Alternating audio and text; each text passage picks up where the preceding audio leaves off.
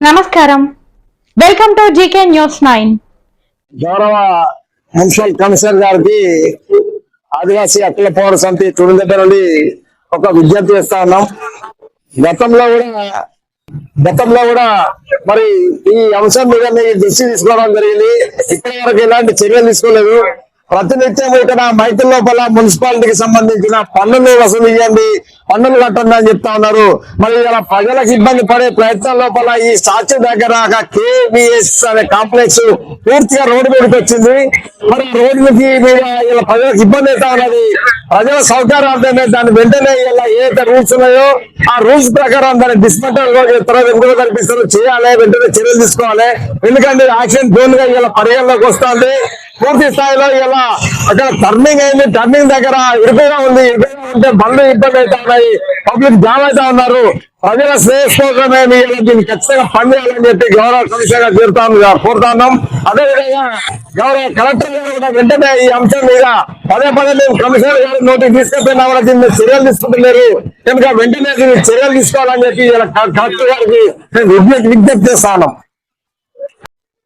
కరీంనగర్ జిల్లా municipal complex లో municipal పరిధిలో వచ్చే రేపూర్తి ప్రాంత మేషంలో బాబాసాహెబ్ అంబేద్కర్ సాక్షిగా రాజ్యాంగం అన్నది అందరికి సమానమే. మరి ఇక్కడ మున్సిపల్ కమిషనర్ అన్నవారు, మున్సిపల్ అన్నవారు ఉన్నోనికో చట్టము లేనుకో చట్టం అన్నట్టుగా ఉన్నోనికి చుట్టంగా మారి ఇలా ఇక్కడ మనం చూస్తున్నాము. కేవీఎస్ కాంప్లెక్స్ అన్నది ఇది రోడ్డుకి వచ్చింది. మరి రోడ్డు ఎడుపులో భాగంగా ఇక్కడ బండ్లకు తిరిగేదానికి చాలా ఉచితంగా ఉన్నది కనుక దీన్ని రోడ్డు ఎడల్పు చేసే కార్యక్రమంలో అన్ని వెనకకు పోయినాయి.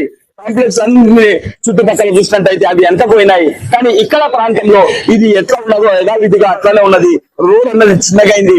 మరి ఇప్పటికైనా కానీ మున్సిపల్ అధికారులు స్వైరీస్ కట్టుకొని ప్రజల యొక్క భవిష్యమానంలో ఆలోచన చేసి, ట్రాఫిక్ ని ఆలోచన చేసి, మరి ఇక్కడ ఉన్న కలెక్టర్ గారు కూడా కొంచెం ఆలోచన చేసి ఈ కాంప్లెక్స్ ని వెంటనే వెనకకు తరలించేటట్టుగా మరి అది యాజ్ ఏ రూల్స్ ప్రకారంగానే, మున్సిపల్ రూల్స్ ప్రకారంగానే దాన్ని వెనకకు తీయాలని, ప్రజల సౌకర్య నిమిత్తం ఇది చేయాలని దళిత లిబరేషన్ ఫ్రంట్ గా విజ్ఞప్తి చేస్తున్నాం.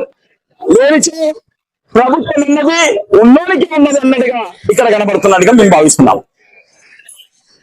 పేరు మార్వాడి సుదర్శన్, దళిత లిబరేషన్ ఫ్రంట్ రాష్ట్ర ప్రధాన కార్యదర్శి. ఈ వీడియో మీకు నచ్చినట్లయితే లైక్ బటన్ క్లిక్ చేయండి. మరిన్ని వీడియోలను పొందడానికి దయచేసి సబ్స్క్రైబ్ చేయండి.